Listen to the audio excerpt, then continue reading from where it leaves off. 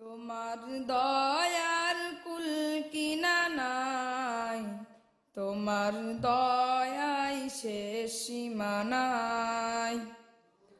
তুমি তো প্রভু মহান, তুমি তো প্রভু। এই মোট 3,66,000 টাকা টাইলস পাবো। তোমার দয়ার কুল কিনা নাই। আউযুবিল্লাহি মিনাশ শাইতানির রাজিম। বিসমিল্লাহির রহমানির রহিম।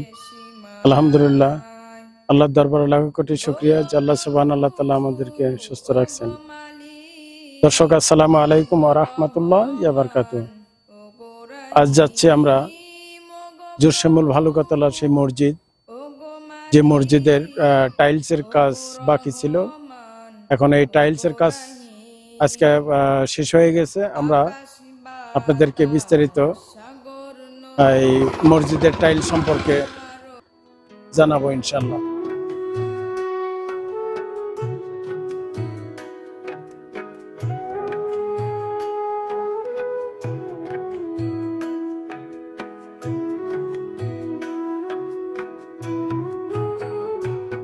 আসসালামু আলাইকুম।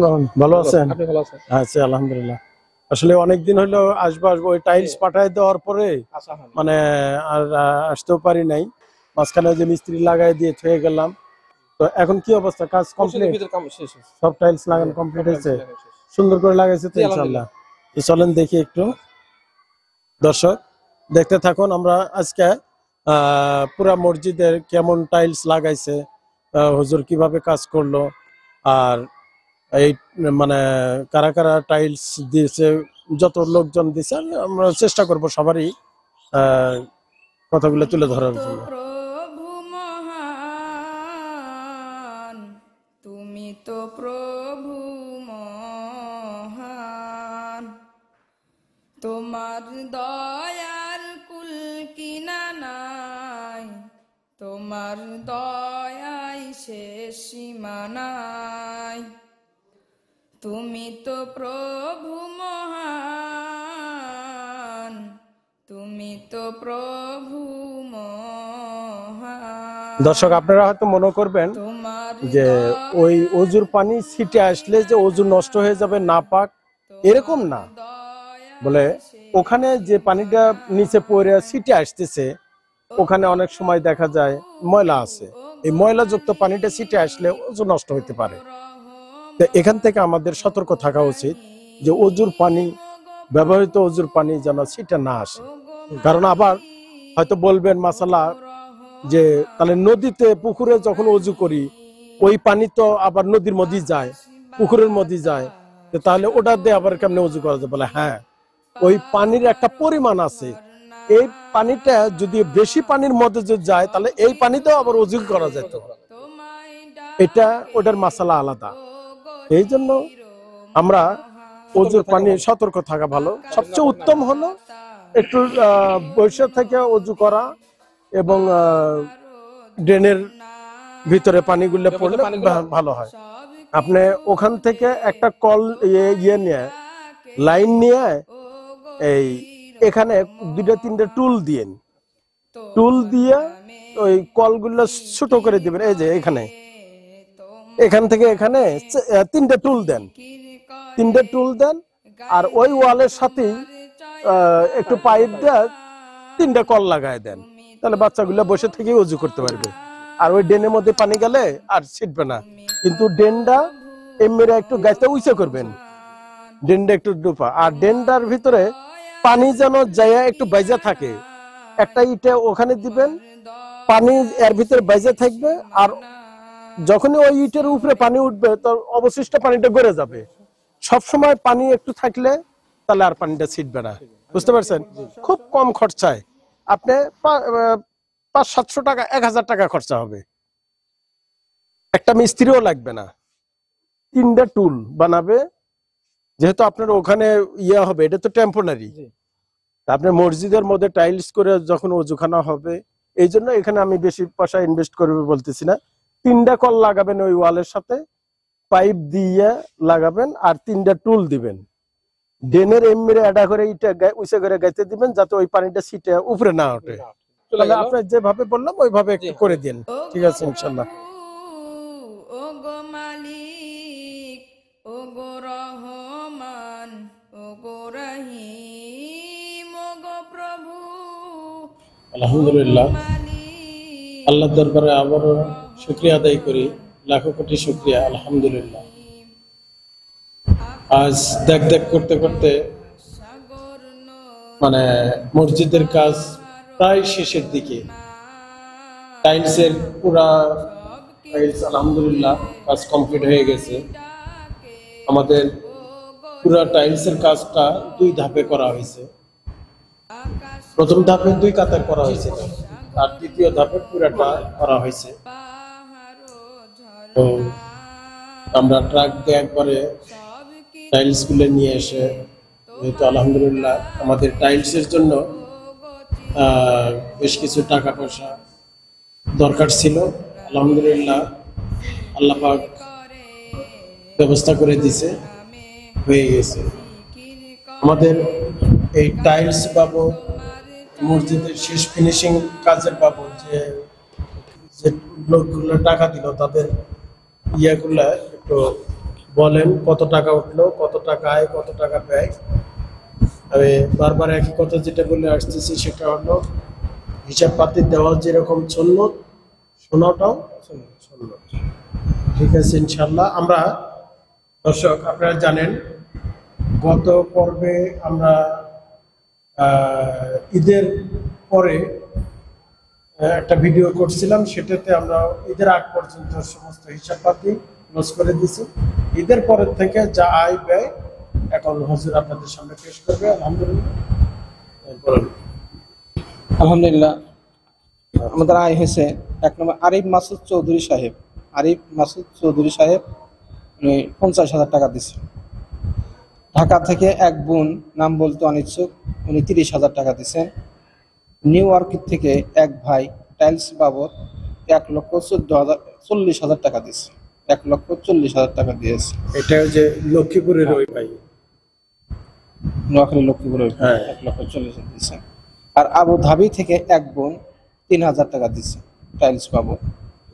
ইউকে থেকে জসিমউদ্দিন আঙ্কেল টাইলস বাবদ 1,20,000 টাকা দিয়েছে। বগুড়া থেকে ফারজানা বেগম আপনার পরিবার পক্ষ থেকে 5,000 টাকা দিয়েছে। কানাডা থেকে এক বোন মনোয়ারা বেগম মোনা, ডাকনাম মোনার, উনি 10,000 টাকা দিয়েছে। চকসূত্রপুর থেকে নুন্নহার এক বোন, উনি 8,000 টাকা দিয়েছে। এই মোট 3,66,000 টাকা টাইলস বাবদ আয় হয়েছে। 3,66,000 টাকা টাইলস বাবদ আয় হয়েছে। আর ব্যয় হয়েছে 2 ধাপে। আচ্ছা, প্রথম ধাপে ব্যয় হয়েছে টাইলস, সিমেন্ট, মিস্ত্রি খরচ, বালু দেওয়া 70,080 টাকা। আচ্ছা, 70,080 টাকা। আর দ্বিতীয় ধাপে টাইলস, সিমেন্ট, মিস্ত্রি খরচ, বালু দেওয়া খরচ হয়েছে 3,12,617 টাকা। আচ্ছা, 3,12,617 টাকা। এই 3,12,617 আর 70,080, এই দিয়ে মোট ব্যয় হয়েছে 3,82,697 টাকা। আচ্ছা, 3,82,697 টাকা ব্যয়। আর আমাদের আয় হয়েছে 3,66,000 টাকা। আচ্ছা, আয় বাদে ব্যয় দিয়ে 16,697 টাকা ডিউ আছে। সিমেন্টের দোকানে বাকি আছে সিমেন্টের দোকানে 16,900, আচ্ছা 697, 17,000 টাকার মতো। 17,000 টাকা বাকি আচ্ছা আছে। ঠিক আছে, ওটা এক ব্যবস্থা করে দিবনি ইনশাল্লাহ। আচ্ছা, এখন আপনার কাছে ওই মাইক বাবদ যে 25,000 টাকা আছে, এই টাকাটা তো খরচা হয়নি। জি না। আচ্ছা, এটা আমি আপনাকে নিষেধ করছি যে এটা দিছিল হলো আবু সুফিয়ান সুফিয়ান সাকিব ভাই সাহেব। সাকিব সাহেব, উনি দিছিল এবং উনি বারবার করে উল্লেখ একটা করে জিনিস বলছেন। বলছে যে এটা মাইক কিনবেন এবং মাইকের মেশিন, একটা ভালো মেশিন কিনবেন, আর Sound box। ভিতরে সাউন্ড বক্স গুলো কিনবেন। তো যদি ওইটা 25,000 টাকা দেওয়া হয় তো হলো, আর যদি 2-1,000 টাকা লাগে জি। উনি দিবে ইনশাল্লাহ, অসুবিধা নাই।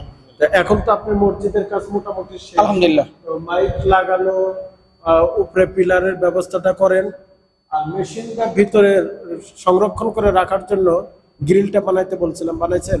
জি, গ্রিল বানানো হয়েছে? আনা হইটা আচ্ছা, বানানো হয়েছে। কমপ্লিট হয়েছে? জি, কমপ্লিট হয়েছে। তাহলে নিয়ে এসে 2-1 মধ্যে নিয়ে এসে লাগান। আর আমরা তাহলে ওইটা লাগানোর পর তালা চাবি সিস্টেম যখন হয়ে যাবে তখন আমরা মেশিনটা কিনে নিয়ে আসবো। তো এটা কিন্তু আর দেরি করা যাবে না, উনি অনেকদিন হইলে টাকাটা দিয়ে রাখছে। তো ঠিক আছে দর্শক, আলহামদুলিল্লাহ আমরা মসজিদের এই সমস্ত কাজে পর্যায়ক্রমে কোনোদিন আল্লাহ পাক ঠেকায়ও নাই, আর মসজিদ আল্লাহর ঘর, এখানে কোনোদিন ঠেকবেও না ইনশাল্লাহ। এখন আমাদের যেহেতু টাইলসের কাজ হয়েছে, নামাজ পড়তে তার অসুবিধা নেই। আচ্ছা, আপনি গ্রিলটা তাড়াতাড়ি লাগান, তাহলে মাইকটা আমরা তাড়াতাড়ি কিনে ফেলাই দিন। আর মাইক তো বগুড়া থেকেই কিনবেন? আচ্ছা ঠিক আছে, আমি থাকবো না ইনশাল্লাহ। দর্শক আপনারা শুনলেন, তো আবারও আল্লাহ তাআলার দরবারে লাখ কোটি শুকরিয়া যে আল্লাহ তাআলা পর্যায়ক্রমে কোনো কাজেতেই আমাদের অসুবিধা হয়নি। যখন যে টাকা লাগছে আল্লাহ পাক ব্যবস্থা করে দিয়েছে। সমস্ত কিছু মানুষের দিলে মহব্বত পয়দা করে দেওয়া, দিলে মহব্বত তৈরি করে দেওয়া, সব কিছু আল্লাহ পাকের পক্ষ থেকেই হয়। টাকা আল্লাহ বহুত লোক আছে, কিন্তু যদি আল্লাহ পাক কবুল না করে তা আল্লাহর ঘর মসজিদে কেউ টাকা পয়সা জমা করতে পারবে না। এটা খরচা না। আমি বারবারই একটা কথা বলে আসতেছি যে এই টাকাগুলো আমরা মসজিদে যে যা দিছে সবারই টাকা জমা আছে। আল্লাহ পাক এর বিনিময়ে অবশ্যই জান্নাতে তার পুরস্কার দিবেন, আখিরাতে তার পুরস্কার দিবেন। আর এটা হলো সদকা জারিয়া। মসজিদের যত টাকা পয়সা যে যতই জমা করুন, খরচা করুন, যেটাই বলেন, এটা একটা সদকা জারিয়া। এই যে যারা যারা আমার কাছে তো এই টাকাগুলো পাঠিয়ে দিয়েছিলেন এবং তারা বলছে, বিশেষ করে এই সবাই বলে, ওই যে আপনার নিউ ইয়র্ক থেকে যে ভাই, উনি তার 2টা ছেলের জন্য কাজ করে দোয়া চাইছে, বুঝতে পারছেন? দোয়া করবেন, ওনার পরিবারের জন্য দোয়া চাইছে। তারপরে ওই 1,20,000 জসিমউদ্দিন আঙ্কেল, ওনার আম্মা কিছুদিন আগে অসুস্থ ছিলেন, আলহামদুলিল্লাহ উনি সুস্থ হয়েছে। এখন ওনার পরিবারের সবার জন্য দোয়া চাইছে খাস করে। আর ওনার পরিবারের পিতা মাতা সবার সদকা জারিয়ার জন্য উনি এই টাইলসের টাকাটা দিয়েছেন। সবাই সদকা জারিয়ার জন্যই আরিফ মাসুদ চৌধুরী 50,000 টাকা দিয়েছে, বিশেষ করে দোয়া চাইছে। তারপরে 30,000 টাকা যে বোন দিয়েছে, নাম বলতে অনেক চোখ, উনি দোয়া চাইছে, সবার জন্য দোয়া চাইছে। তারপরে এই যে মোনা কানাডা থেকে, উনি খাস করে দোয়া চাইছে। আর বিশেষ করে এটা সদকা জারিয়ার জন্য উনি খরচা করছে এই সবাই।